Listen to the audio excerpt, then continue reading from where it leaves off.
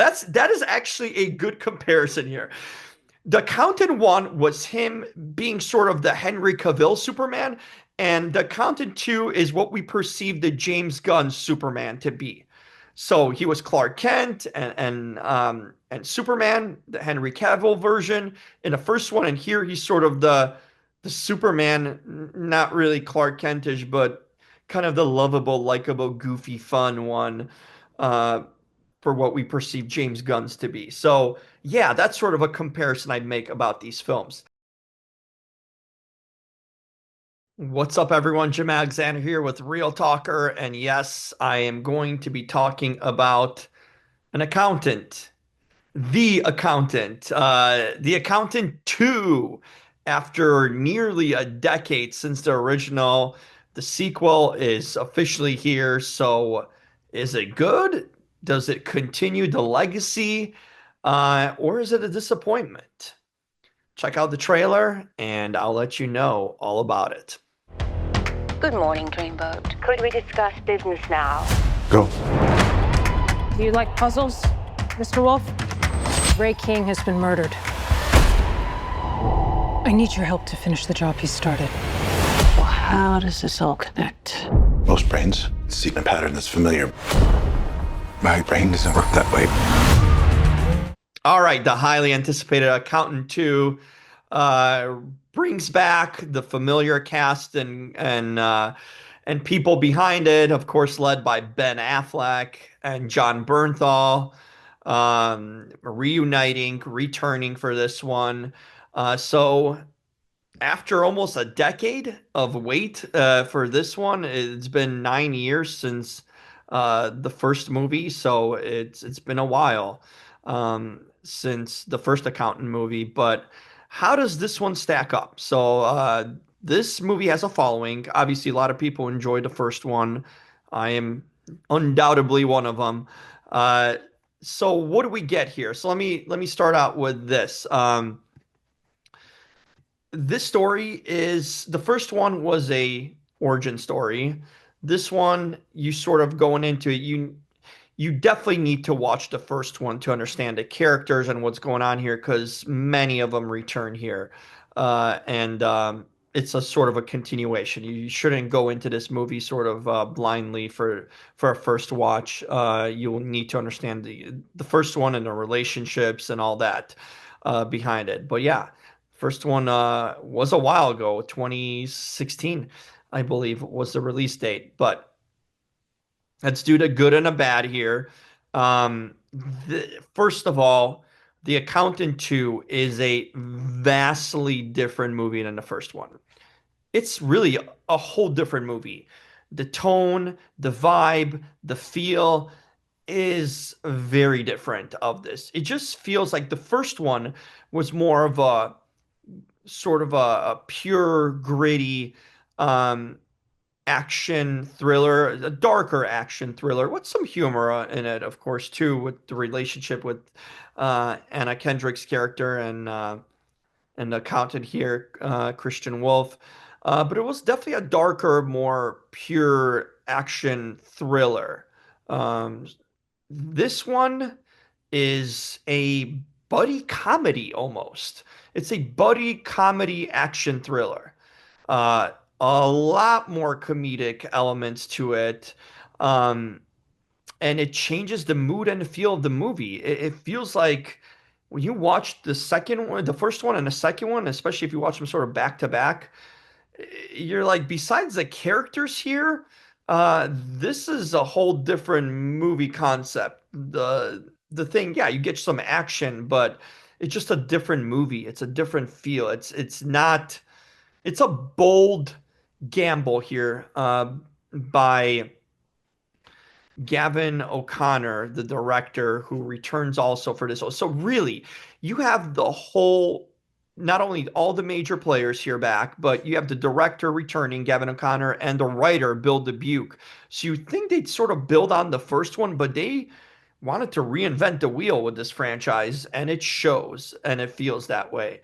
The only one missing from the original is Anna Kendrick's character, who unfortunately we don't hear about or get any mention here, or no cameos or anything like that, sort of just forgotten and in the past. But everyone else sort of returns. We have J.K. Simmons returning as Ray King, Cynthia Di Robinson as Mary Beth Medina.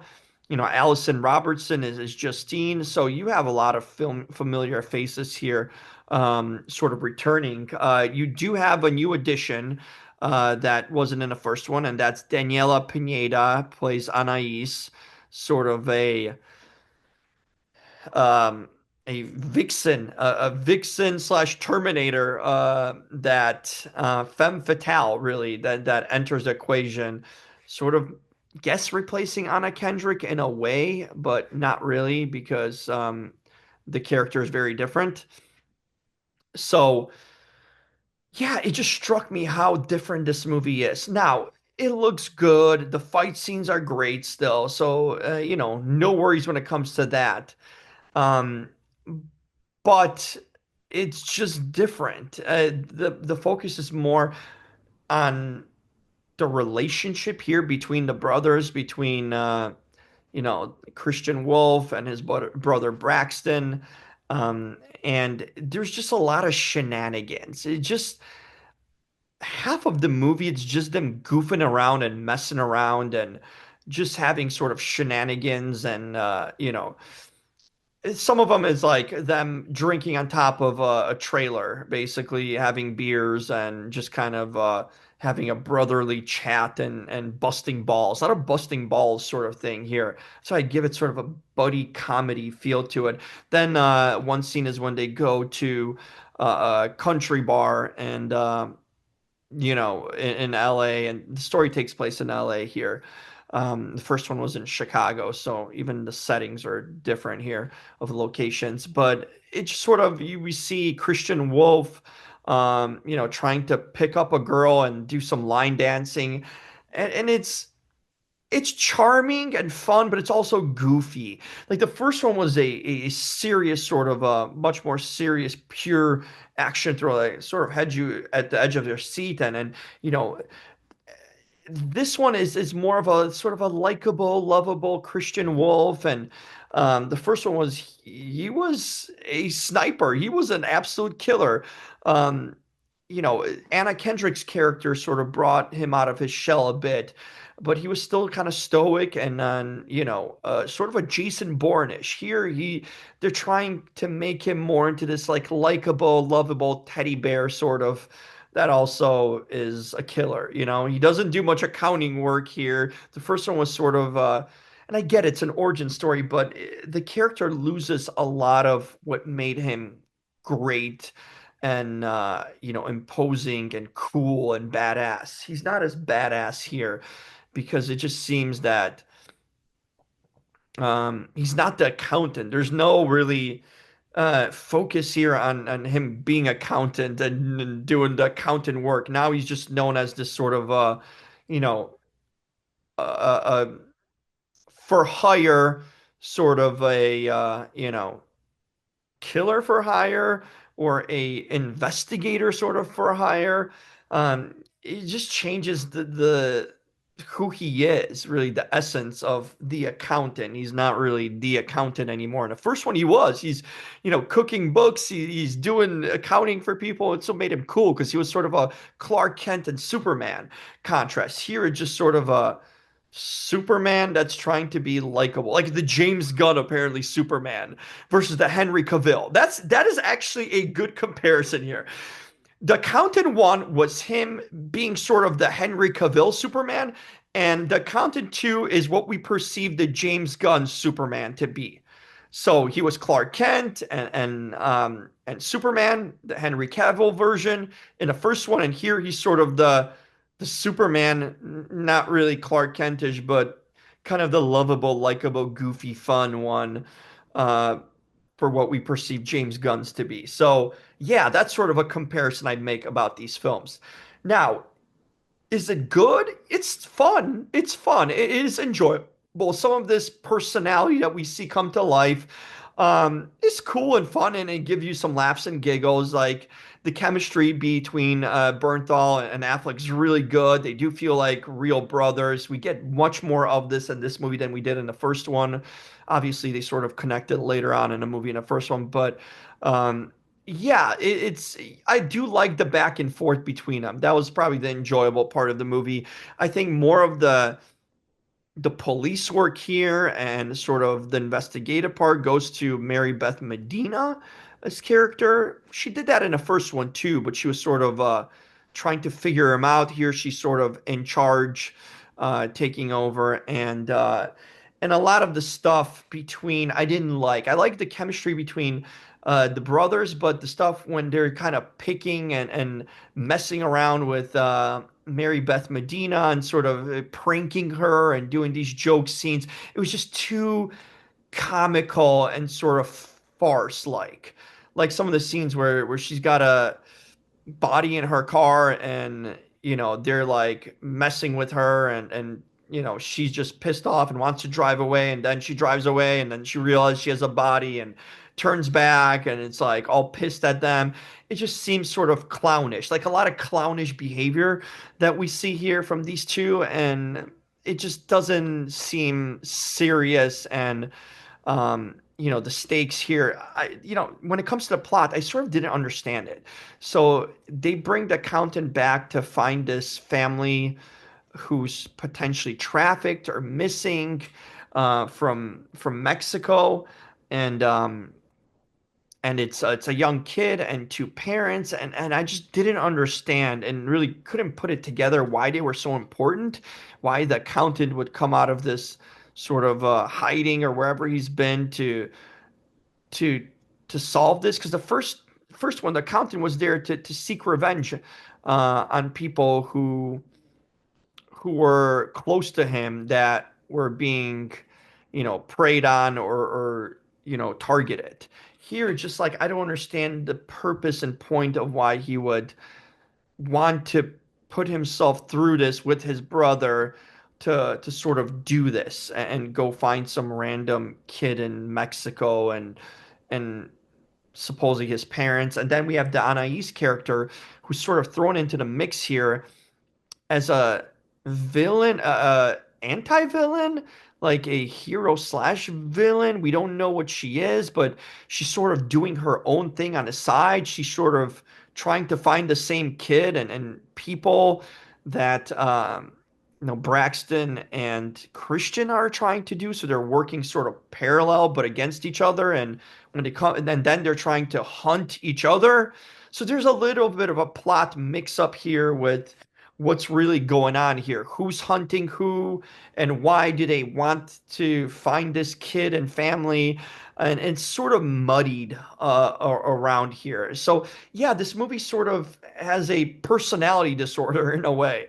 It's sort of bipolar because it goes from sort of buddy comedy to pranks and laughs to like this assassin in Anais coming around and just like terminating everyone like the Terminator and getting rid of people in her sight, and sort of that gives you this that sort of the dark version that we saw in the first movie of Christian Wolf being, but now it's her, and we don't know if she's good or bad, and if to root for her or not. Sort of a lost soul that doesn't speak much, but is just, like I said, terminating people out there and killing them left and right.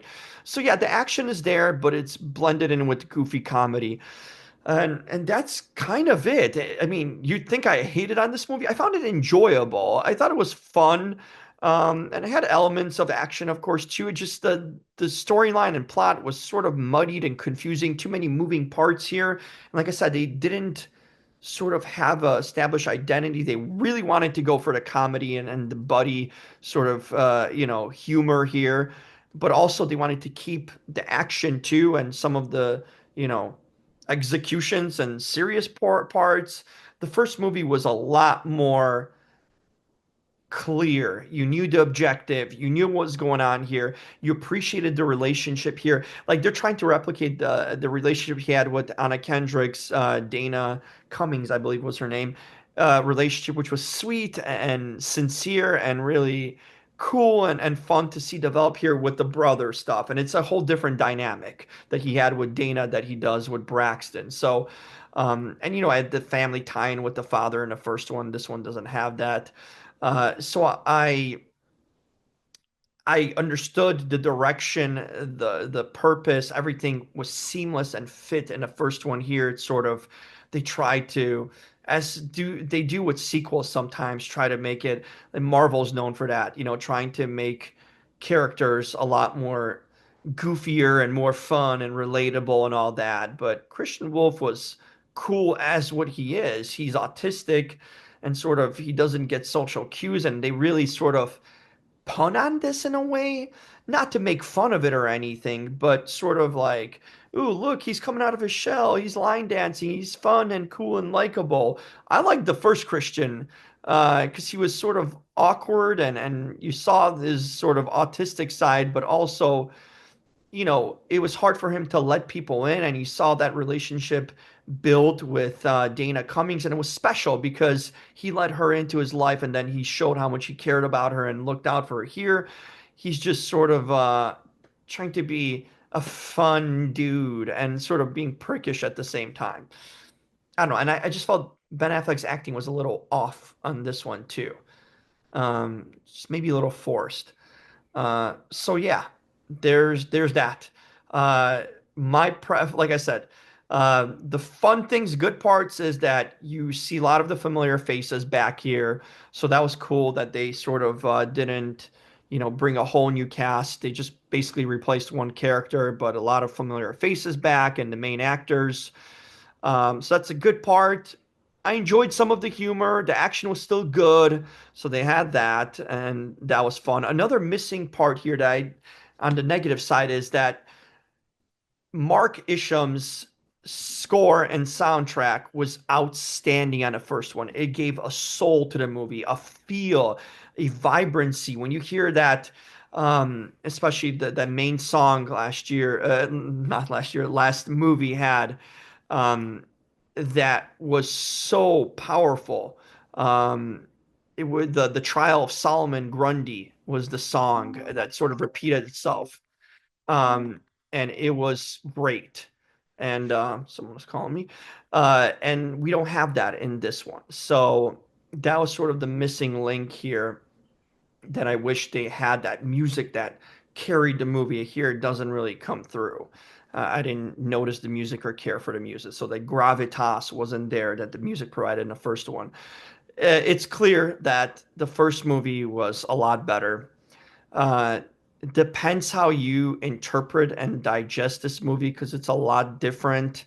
Doesn't feel like The Accountant, really. The characters are familiar and the same, but the movie's a lot different. So I personally much preferred the first one. It was grittier. It's what an action thriller should be. It was really one of the best underrated action thrillers of the last decade, and it took many years to bring this movie back in a sequel, but they really changed over time, as you can tell when you watch this.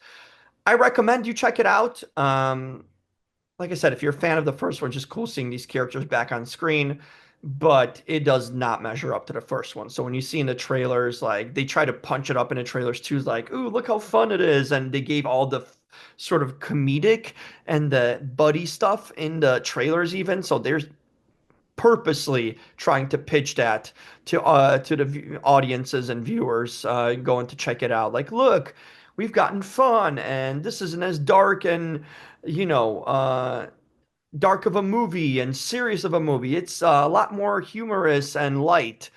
Now, I don't know how it's going to hit with the audience. Maybe people are going to like this. Maybe this is what they wanted, this evolution to be. I particularly didn't. I preferred the first one. If they stayed to sort of the roots of the first one, I thought it would have been a better movie. But there's potential here, obviously, for more of this. So I'm curious if they're going to wait another decade to do this or they're going to bring this back sooner and maybe, hopefully, go back to the older roots. We'll see where this goes. Or maybe like probably have a spin-off with Braxton at some point. But the characters are here, and it seemed like there's more continuation possible here with the story. So, grades. Okay, acting. Like I said, I thought Ben Affleck's acting sort of was was not as good as the first one. Sort of took a back seat and backtracked. It was just more. I mean, the character is different, but even his accent sounded off and weird that he was trying to do. Just something wasn't like the first one. He didn't act the character the same or similar to it. So I'd give the acting a 7. Um, Now, as far as the entertainment portion of it, like I said, if I'm not comparing to the first one, I'm just watching this movie purely for the first time, even though it's tough to connect the dots and the characters, but I'm just having this first experience without the knowledge of the first one. And it was enjoyable. So it was a fun watch. It was a fun watch. It just doesn't compare to the first one because it was definitely a preferential, to the first movie. But entertainment wise, it's fine. It's good. It's entertaining. It's fun. It gives you some laughs, much more than the first one, if you're looking for that, for sure. And the action was good too. So I give it an 8 for entertainment because it was entertaining. Now, as far as the plot and story, like I said, they made a big change. They took a risk to sort of reinvent the wheel and do something different. Um, like I said, the story was sort of convoluted and confusing, and yeah, I just don't know if it was really a focus of this film. It's more like, hey, look at them hang out and have fun, and then look at the fun comedy we're creating here, and then the action. So it just didn't have the heart I felt like the first one did.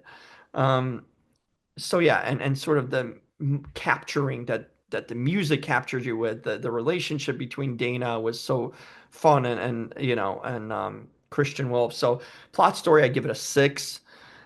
Impression, I give it a 7. Like I said, I still enjoyed it. I enjoyed seeing these characters back. It's better seeing them than not seeing them. So it was good to see sort of one of my favorite movies, sort of bring back a comeback after almost a decade. So impressions a 7. As far as creativity goes, like I said, they took a big chance here, and I don't know. Some might like it, some might not. I think it's sort of a polarizing move.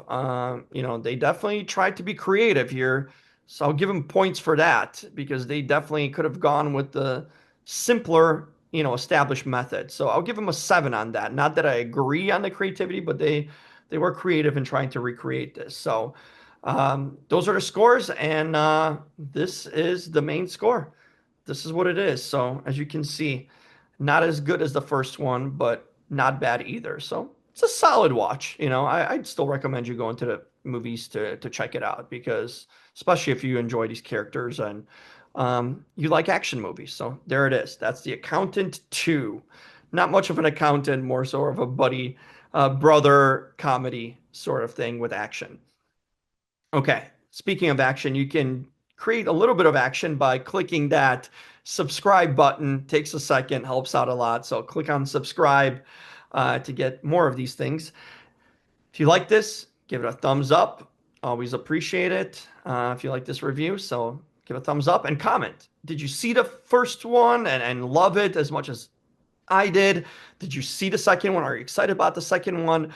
Let me know your comments and share your thoughts below. Maybe if I'm off, maybe you do enjoy this sort of comedy evolution of this. So curious to know what you think, especially after you see it. So drop a comment there. And go check out Accountant. Still going to recommend it. And until next time, I'm Jim Alexander with Real Talker, and I am out.